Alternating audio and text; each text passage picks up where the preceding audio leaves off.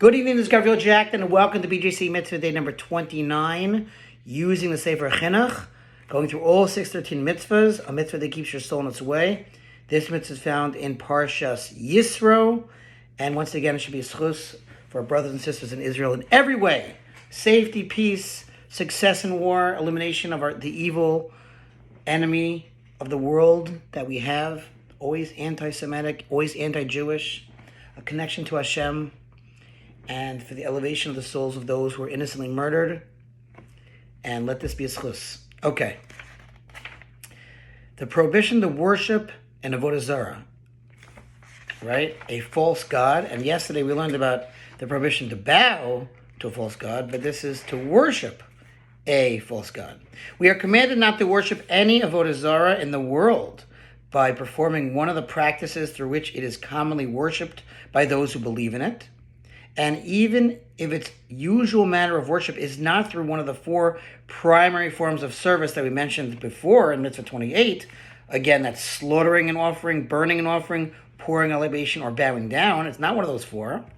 Once one worships it in the manner in which it is commonly worshipped, he is liable for idolatry. Some of these false gods had a very strange way of worshiping them. It says it in the Torah.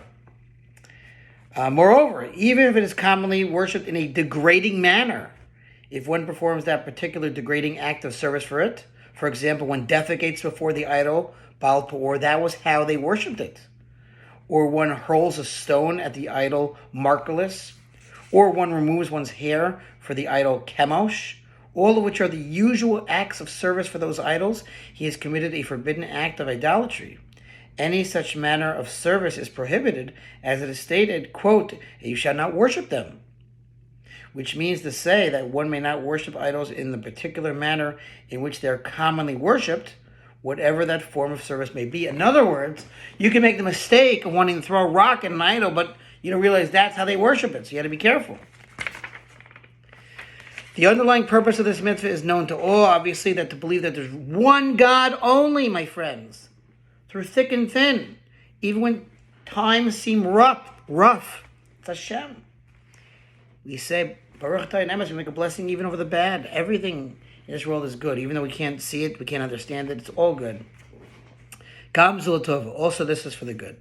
The laws of this mitzvah include, for example, the rule pertaining to one who worships an Avodah Zarah in the manner in which it is commonly worshipped, but with the intent to disgrace it. Like I said, you want to throw a rock in it.